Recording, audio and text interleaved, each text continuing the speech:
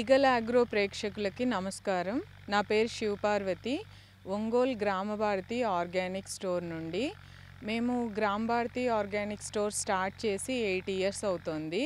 గత 6 సంవత్సరాల నుండి ప్రకృతి వ్యవసాయంలో ఎర్రశనగ, వివిధ రకాల అపరాలు మరియు మిల్లెట్స్ పండిస్తున్నాము. అయితే పర్టికులర్గా దేశవాళీ వరి విత్తనాలు పండించాల్సిన అవసరం ఎందుకు వచ్చిందంటే, చాలామంది మిత్రులు అడుగుతూ ఉన్నారు. రసాయనాలు వేయకుండా పండించిన జన్యు మార్పిడి విత్తనాలకి, దేశవాళీ విత్తనాలకి తేడా ఏముంది? అవి చాలా లావుగా ఇలా ఉంటాయి కదా, తినడానికి ఇబ్బందికరంగా ఉంటాయి కదా. అదే బీపీటీ లాంటి సన్న రకాలని మనం రసాయనాలు లేకుండా ప్రకృతి వ్యవసాయంలో పండించిన విత్తనాలు తినొచ్చు కదా అని అడుగుతున్నారు. కానీ అలాంటి విత్తనాల్లో జన్యు మార్పిడి చేసి అభివృద్ధి చేసిన వరి రకాలని మనం ఆహారంగా తీసుకోవడం వలన ఈరోజు స్త్రీలలో చాలా రకాల హార్మోనల్ ఇంబ్యాలెన్స్ సమస్యలు మనం చూస్తున్నాము.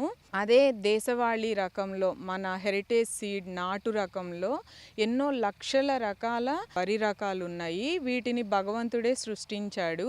వివిధ ఋతువులలో కాలానుగుణంగా ఏ రకం బియ్యం తింటే మనం ఎంత ఆరోగ్యంగా ఉంటామో, మానవులకు అవసరమైన విత్తనాలన్నింటినీ కూడా భగవంతుడు సృష్టించాడు. అయితే మనము తర్వాత మనకి వచ్చిన ప్రత్యేక అవసరాల దృష్ట్యా జన్యు మార్పిడి చేసి కొన్ని కొత్త వరి రకాలని సృష్టించుకున్నాము. సమస్యల్లా వాటితోటే వస్తుంది. అనాది కాలం నుంచి, ఫర్ ఎగ్జాంపుల్ నవారా బియ్యం ఉన్నాయంటే శ్రీరాముడు త్రేతాయుగంలో తిన్న బియ్యం అని చెప్తారు.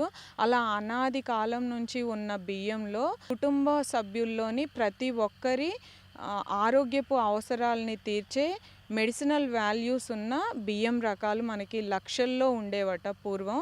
ఇప్పుడు కూడా మన అదృష్టం కొద్దీ కొన్ని రకాలు మనకి అందుబాటులో వచ్చాయి. అలాంటి వరి విత్తనాలని మేము కూడా కొన్ని సేకరించి ప్రకృతి వ్యవసాయంలో పండించడానికి సిద్ధమయ్యాము. అందులో ఒక రకమే ఈ పూంగార్ రైస్ కూడా. పూంగార్ రైస్ అంటే ఇది తమిళనాడు వెరైటీ. తమిళ్లో పొన్నంటే మహిళ అనే అర్థము. మహిళలకి వచ్చే అన్ని రకాల సమస్యల్ని ఈ రైస్ తినడం వలన మనకి రెక్టిఫై చేసుకోవచ్చు అని చెప్తారు. అక్కడ చాలా నేటివ్ సీడ్ ఇది. బియ్యం ఇలా ఉంటాయి పుంగార్ రైస్. రెడ్ రైస్లో ఇది ఒక రకము.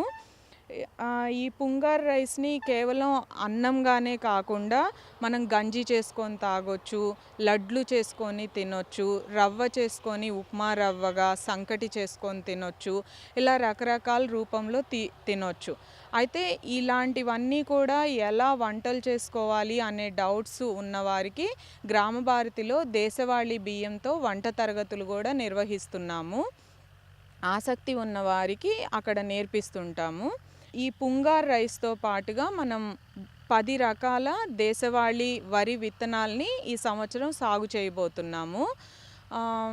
వీటిల్లో పుంగార్తో పాటు మైసూర్ మల్లిక, బహురూపి, కాలా నమక్, నవారా, రత్నచోడి, ఇల్లపు సాంబా, చంద్రగండు, జమ్మూ తావి, మైసూర్ మల్లిక, కకోడి, రత్నచోడి, బహురూపి ఇలాంటి వెరైటీల్ని ఈ సంవత్సరం సాగు చేయబోతున్నాము, పూర్తిగా ప్రకృతి వ్యవసాయ విధానాల్లో.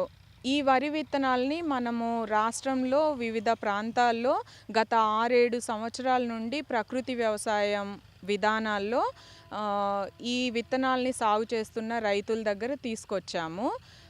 పుంగారు వచ్చేసరికి తమిళనాడు వెరైటీ, కానీ చిత్తూరు జిల్లాలో చందుల్ కుమార్ రెడ్డి గారు సాగు చేస్తున్నారు. వారి వద్ద 3 ఎకరాల కోసము పుంగార్ రైస్ని సేకరించాము.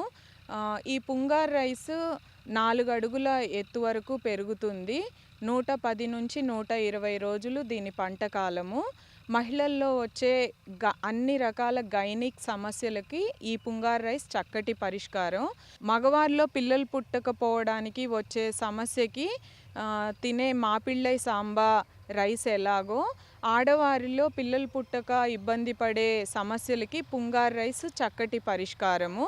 అలాగే హార్మోనల్ ఇంబ్యాలెన్స్కి మరియు థైరాయిడ్ వంటి సమస్యలకి పుంగార్ రైస్ చక్కటి పరిష్కారము. పుంగార్ రైస్ని సాగు చేస్తున్న రైతులే తమ వినియోగదారులకి ఇచ్చి వారు పొందిన ఫలితాలని మనతో పంచుకున్నారు. అలాగే కొందరు వినియోగదారులు కూడా ఈ పుంగార్ రైస్ తినడం వలన ఫైబ్రాయిడ్స్ వచ్చి అధికమైన ఓవర్ బ్లీడింగ్ సమస్యతో ఇబ్బంది పడుతూ ఉన్న వారికి 3 నెలలు వరుస తప్పకుండా క్రమం ప్రకారంగా ఈ బియ్యం తినడం వలన ఆ సమస్యని వారు అధిగమించిన సందర్భాలు, గైనకాలజిస్ట్లే ఆశ్చర్యపోయిన సంఘటనలు ఎన్నో నాతో పంచుకున్నారు. సో నేను కూడా ఈ రైస్ని గత నెల రోజుల నుంచి తినడం స్టార్ట్ చేశాను. గంజి రూపంలో ఎన్నో రకాలుగా తినొచ్చు దీన్ని. మనం ఇప్పుడు ఈ దేశవాళీ రకాలని బ్లాక్ సాయిల్, నేల మంచి నల్లరేగడి నేల దొరికిన ప్రాంతం ప్లస్ నీటి వసతి బాగా ఉన్న ప్రాంతాన్ని ఎంచుకొని 9 ఎకరాలు ఒకటే బిట్, అంటే ఇప్పుడు ఈ దేశవాళీ రకాల్లో కొన్ని 120 రోజులు, జమ్ము తావి ఇలాంటివి 150 రోజుల వరకు పంటకాలం ఉంటుంది. నీటిని వాటి అవసరాలకు అనుగుణంగా ఇచ్చేందుకు వీలుగా ఇలాంటి రకాలని ఎంచుకొని ఈ బ్లాక్లో మన అవసరాలకు అనుగుణంగా పంట పండించుకోవడానికి వీలుగా ఈ నేలని సెలెక్ట్ చేసుకున్నాము. ఇక్కడ నాతో పాటుగా ఒక 10 మంది దేశవాళీ బియ్యాన్ని పండించే రైతులు ఉన్నారు. వారి సపోర్ట్తో మేమందరం కలిసికట్టుగా ఈ ప్రకృతి వ్యవసాయ విధానంలో దేశవాళీ బియ్యాన్ని పండించడానికి ముందుకు వెళ్తున్నాం, ప్లాన్ చేసుకుంటున్నాము. అదేవిధంగా కేవలం ఏక పంట విధానమే కాకుండా గట్ల మీద కంది మొక్కలు, అరటి చెట్లు, nitrogen fixers, climbers, vegetables, leafy greens, అదేవిధంగా మనం మర్చిపోయిన ఆకుకూరలు, పనికి వచ్చే కలుపు మొక్కలు ఇలాంటివన్నీ కూడా మన పొలంలో పెంచాలి అని చెప్పే ఉద్దేశంతో ప్రకృతి వ్యవసాయ విధానంలో ఈ సాగు చేయడానికి ఆలోచిస్తున్నాము. Like and subscribe Eagle Media Works.